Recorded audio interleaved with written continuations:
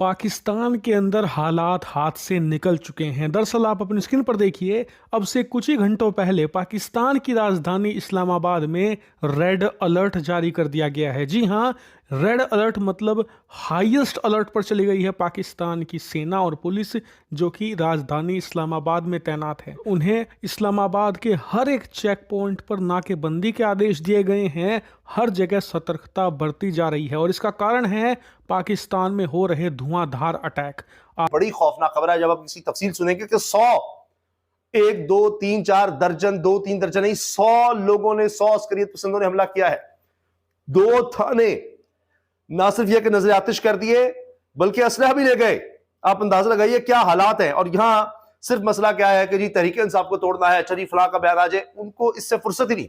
निजम सेठी साहब तक कह रहे हैं कि यहां हुकूमत से क्या चाहिए, हुकूमत लाने वालों बिठाने वालों को हुकूमत से कोई कारकर्दगी नहीं चाहिए, कोई वो अच्छी कारकर्दगी दिखाए नहीं। पाकिस्तान के हर एक इलाके से हर कुछ घंटों के बाद खबरें आ रही हैं अटैक की। कहीं पर छोटा हमला, कहीं पर बड़ा अटैक। और सब नमस्कार दोस्तों, स्वागत है आपका रियल भारत टीवी में।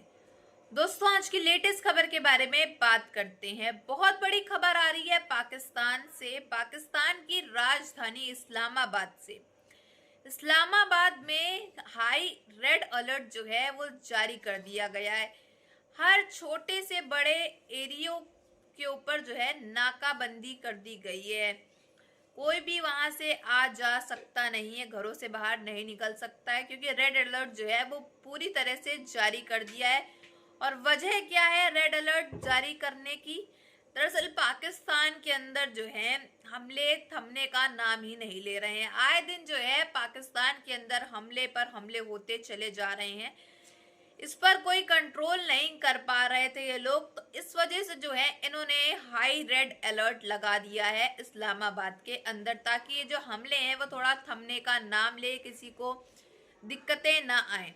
तो चलिए देर ना करते इस पूरी वीडियो को देखते हैं, फिर मिलते हैं वीडियो के एंड में। से खास बात, आम जनता को कम टारगेट किया जा रहा है। सेना, पैरामिलिट्री फोर्स और पुलिस को ज्यादा टारगेट कर रहे हैं ये तमाम गुट। और इसीलिए न सिर्फ राजधानी इस्लामाबाद बल्कि पाकिस्तान के प्रमुख सैन्य ठिकाने सबको हाई अलर्ट पर भेज दिया गया है। और बताया जा रहा है कि स्थिति अब इतनी ज्यादा बिगड़ चुकी है कि पाकिस्तानी सेना को समझ में नहीं आ रहा कि वो किस दिशा से पहले आतंकियों को हमला करने से रोके, क्योंकि असलहा छीनकर थाने को आग लगा दी।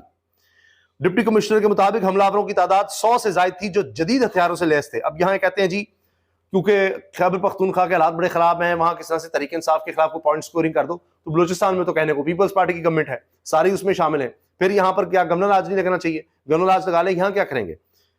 बलूचिस्तान के जिला खुजदार में नामालूम अस्करियत पसंदों ने पुलिस और लेवीज पर हमला करके दर्जन से जायद अहलकारों से असलहा और एक गाड़ी छीन ली और इसके बाद दोनों थानों और एक गाड़ी को नजर-ए-आतिश कर दिया।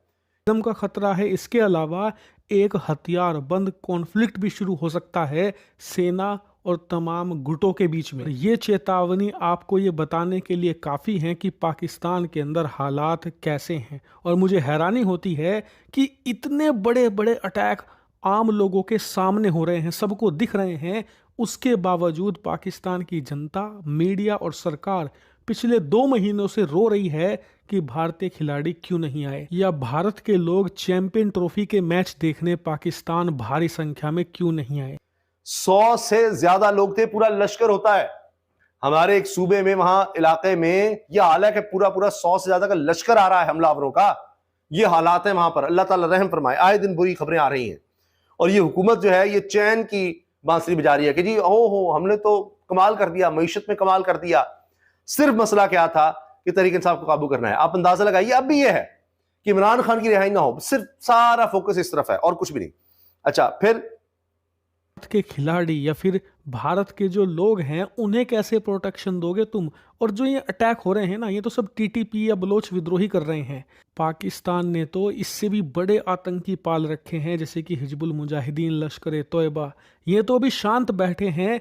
अगर भारत के खिलाड़ी पाकिस्तान चले जाएं या फिर भारत के लोग चले जाएं मैच देखने के लिए, उनके खिलाफ तो ये जाग उठेंगे और उन्हें टारगेट करेंगे। और इसीलिए फिर भारतीय लोगों का और खिलाड़ियों का बचना असंभव होगा। पाकिस्तान में ऐसी सिचुएशन है ही नहीं। हो गए। इन्होंने कहा कि वाकई की तहकीकात शुरू कर दी गई हैं। इलाके इसराय ने उर्दू न्यूज को बताया कि हमलावर कई घंटे तक इलाके में मौजूद रहे, कई घंटे तक वहां पर रहे। इन्होंने बाजार में भी गश्त किया, इसके बाद पहाड़ों की तरफ फरार हो गए। बलूचिस्तान में अस्करियत पसंदों की जानिब से इस तरह के हमलों में इजाफा देखा गया है और रमा साल जनवरी में भी खुशदार की तहसील जारी में इसी तरह का एक बड़ा वाकया पेश आया था। तहसील जारी में 100 से ज्यादा हमलावरों ने लेवीज थाने, नादरा दफ्तर, बलूचिस्तान कांस्टेबली के कैंप और दीगर सरकारी दफातर पर हमला करके इन्हें नजरआतिश किया और दर्जनों एहलकारों से असला। समा पर जो खबर लगी हुई है उसके मुताबिक ये कोई 6:25 का वाकया है और इसमें बताया जा रहा है कि पुलिस और लेवीज के थानों को नजरआतिश कर दिया। 2 थाने, समा कह रहा है कि हमलावरों ने पुलिस और लेवीज के दोनों थानों को नजरआतिश किया और असलहा भी ले गए। 2 गाड़ियों को आग लगा दी, लेवीज फोर्स की 2 गाड़ियों को, जबकि पुलिस फोर्स की 1 गाड़ी अपने साथ ले गए। हमले के बाद मुसल्लह अफराद पहाड़ों की तरफ फरार हो गए। जिला इंतजामिया के मुताबिक सिक्योरिटी फोर्सेज की भारी नफरी इलाके की जानिब रवाना की गई। ये 30,000 लोगों को कहा गया है कि जी फारिग कर दिया गया ताकि IMF खुश हो जाए। ये देखिए, पंजाब हुकूमत की जानिब से 60 सफात के तवील तरीन इश्तिहारात देने के बाद असम्बली में इंकशाफ किया गया है कि सूबाई हुकूमत ने IMF की शराइत के तहत सूबे में 30,000 नौकरियों का खात्मा किया है। ये वही हुकूमत है जिसने MPAs वज़रा की तनख्वाहों में लाखों का इजाफा किया कि अपनी तनख्वाहें IMF से पूछकर बढ़ाई थी या उनके लिए कम करें। किस्मत खान बहुत अच्छे साफी हैं, रिसर्चर हैं, उन्होंने बात की है। और इसके अलावा अब क्या हुआ है, अब ये तो कहते थे जी वहां से हमारे लिए शाबाश आ गई है, खुश हो गया अमेरिका बहादुर। अमेरिका ने पाकिस्तान के लिए ट्रैवल एडवाइजरी जारी कर दी है। अमेरिका ने पाकिस्तान में सफर पर अपने शहरियों के लिए ट्रैवल एडवाइजरी जारी कर दी। ट्रैवल एडवाइजरी अमेरिकी महकमा खारजा के ब्यूरो ऑफ कॉन्सुलर अफेयर्स ने जारी की है। एडवाइजरी में अमेरिकी शहरियों को पाकिस्तान के सफर पर नजरसानी करने की हिदायत की गई है और कहा गया है कि अमेरिकी शहरी खैबर पख्तूनख्वा बलूचिस्तान के सफर से गुरेज करें। और ये कि इंतहा पसंद गिरोह ने हमलों की साजिशें जारी रखी हुई हैं। बलूचिस्तान और खैबर पख्तूनख्वा में दहशतगर्द हमले मामूल हैं। पाकिस्तान में बिला इजाजत ऐसा चल रहा है, लेकिन कोई मसला नहीं है। हमारे पास एक मुखालिफ जमात है जिसको हमने दीवार से लगा कर रखना है।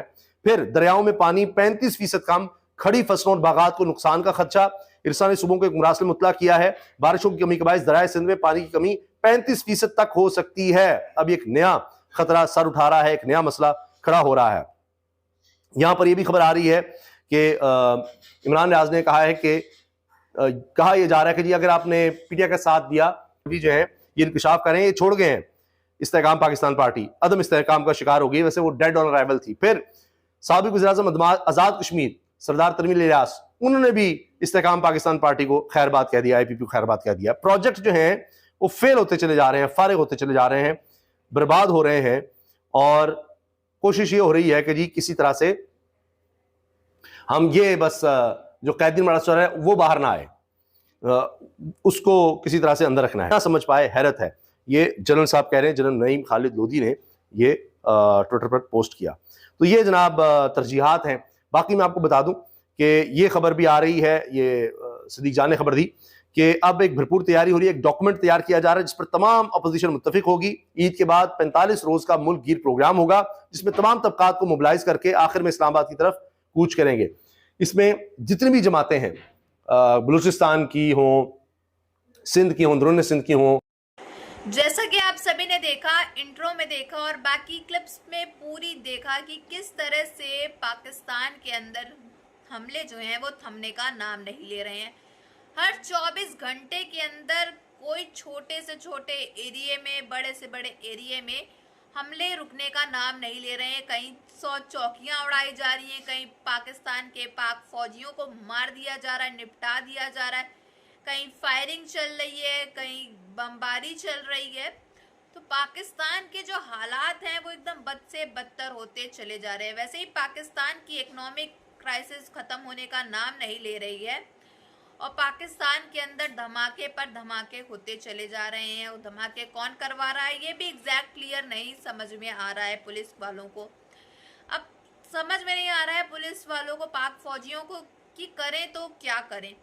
इसलिए जो है एक बड़ा डिसीजन लिया गया है पाकिस्तान की राजधानी इस्लामाबाद के अंदर ही नहीं बल्कि हर प्रमुख एरिया के अंदर, पाकिस्तान के अंदर रेड अलर्ट जारी कर दिया गया है। इससे जो है आम आदमी को वैसे भी खतरा कम था, आम आदमियों के ऊपर ये अटैक नहीं किए जा रहे हैं। बेसिकली जो अटैक हैं वो पाक फौजियों के ऊपर किए जा रहे हैं, लेकिन अब इसलिए ये रेड अलर्ट जारी कर दिया गया ताकि आम आदमियों को भी इसमें नुकसान ना हो धमाके में, ताकि उनको भी घायल ना होना पड़े इनकी वजह से। तो इसीलिए जो है पाकिस्तान के अंदर रेड अलर्ट जो है जारी कर दिया गया है। अब समझने की बात यह है कि क्या रेड अलर्ट की वजह से भी पाकिस्तान के अंदर जो धमाके हो रहे हैं वो थमने का नाम लेंगे या फिर नहीं लेंगे, और ये रेड अलर्ट जो है ये कब तक जारी रहता है, ये भी सोचने वाली बात है। ये कमेंट बॉक्स में ज़रूर बताइएगा कि आपके अकॉर्डिंग आपको क्या लगता है। और अगर आपको हमारी वीडियो अच्छी लगी हो तो like share and comment and subscribe please.